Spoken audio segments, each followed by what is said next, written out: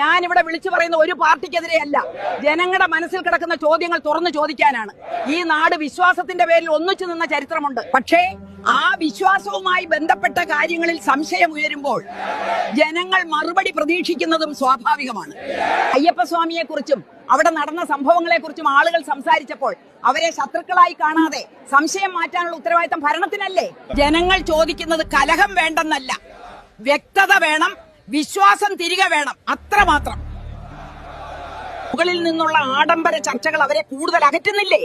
അധികാരം വ്യക്തിപരമായ സൗകര്യത്തിനല്ല, അത് ജനങ്ങൾക്ക് ആത്മവിശ്വാസം നൽകാനാണ്. ആ ആത്മവിശ്വാസം ചോദ്യങ്ങളിലൂടെ തകരുമ്പോൾ അതിനെ അവഗണിക്കുന്നത് ശരിയല്ല. വിമർശനം വിരോധമല്ല, സംശയം ദ്രോഹവുമല്ല.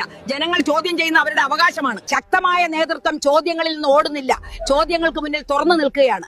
ജനങ്ങൾ കേൾക്കാൻ ആഗ്രഹിക്കുന്ന പ്രസംഗങ്ങളല്ല, വ്യക്തതയും ഉത്തരവാദിത്വവും. ശക്തമായ നേതൃത്വം ചോദ്യങ്ങളിൽ നിന്ന് ഒളിച്ചോടില്ല, അവയ്ക്ക് മുന്നിൽ തുറന്നു നിൽക്കും.